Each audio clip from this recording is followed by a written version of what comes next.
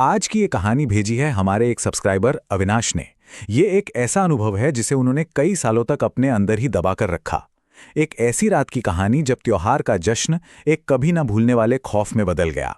अविनाश हमें लिखते हैं, भाई मैं जो आपको बताने जा रहा हूं वो लगभग 2 साल पुराना है। मैंने अब तक इसे एक रहस्य बनाकर रखा था।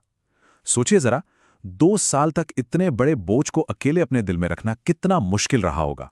तो बात है साल 2023 की, जगह है ओडिशा। मौका था भव्य रथ यात्रा का।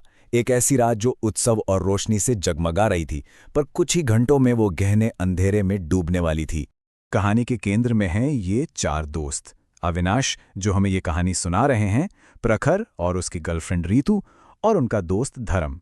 हर साल की तरह वो लोग मेले का मजा ले रहे थे, इस बात से बिल्कुल अनजान कि ये उनकी साथ में आखिरी खुशियों भरी रात होने वाली है।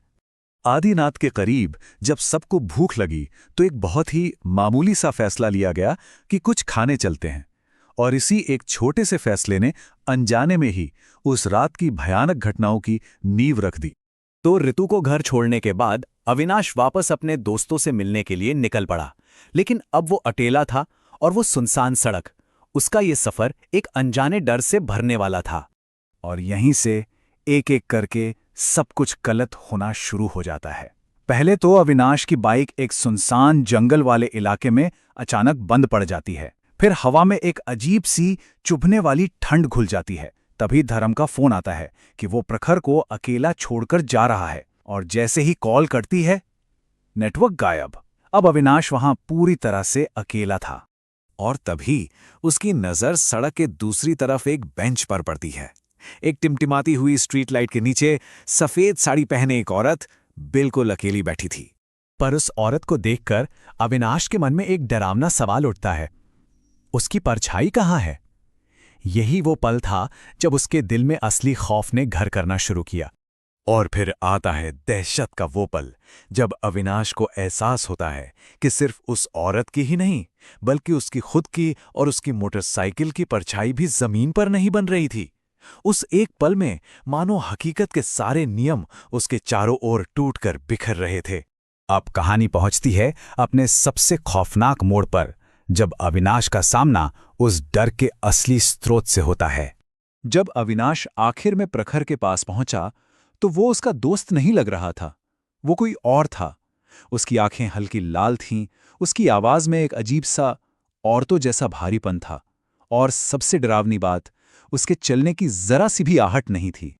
और फिर प्रखर के ही शरीर से, पर किसी और की आवाज में ये भयानक शब्द निकलते हैं, जिससे साफ हो जाता है कि उस पर किसी और चीज का कब्जा है। इसके बाद जो होता है वो एक दिल दहला देने वाला पीछा है। अविनाश घबराकर उस कब्जे में आए प्रखर के पीछे अंधेरे में भागता है, और वो रास्ता सीधा मधुबन रोड के शमशान घाट की ओर जा रहा था। शमशान घाट के अंदर जो नजारा अविनाश ने देखा, वो शायद इस कहानी का सबसे विभत्स और घिनौना मोड़ है। उसने प्रखर को एक लाश को नोचकर खाते हुए देखा। उस अलौकिक आतंक से बचने के लिए अविनाश बेतहाशा भागता है, और जैसे ही वो एक सड़क पर पहुंचता है, एक असल दुनिया का हादसा उसका इंतजार कर रहा होता है। एक तेज रफ्तार कार उससे आकर टकरा जाती है। तो हादसे के बाद क्या हुआ? यहीं से कहानी एक और दर्दनाक मोड़ लेती है। एक ऐसी समस्या को सुलझाने की कोशिशें शुरू होती हैं जिसे कोई समझ ही नहीं पा रहा था। उस एक्सीडेंट के बाद अविनाश पूरे 2 दिनों तक अस्पताल में बेहोश पड़ा रहा।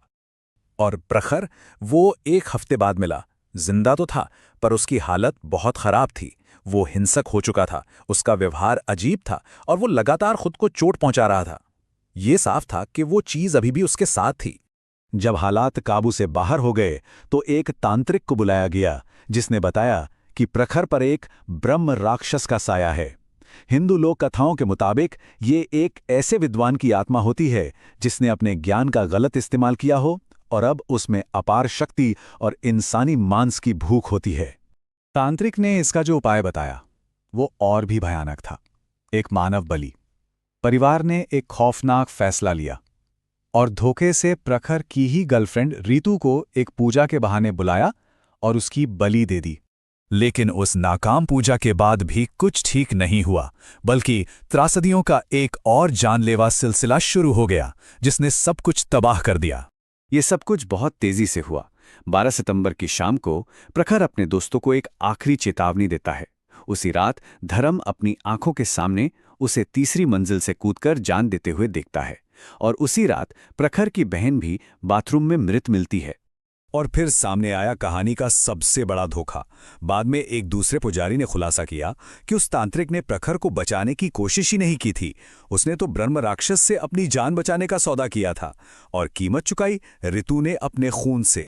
तो सवाल ये उठता है, रथ यात्रा जैसा एक पवित्र त्योहार जो लाखों लोगों की आस्था का केंद्र है, वो इतनी बड़ी और दर्दनाक त्रासदी का बैकड्रॉप कैसे बन सकता है?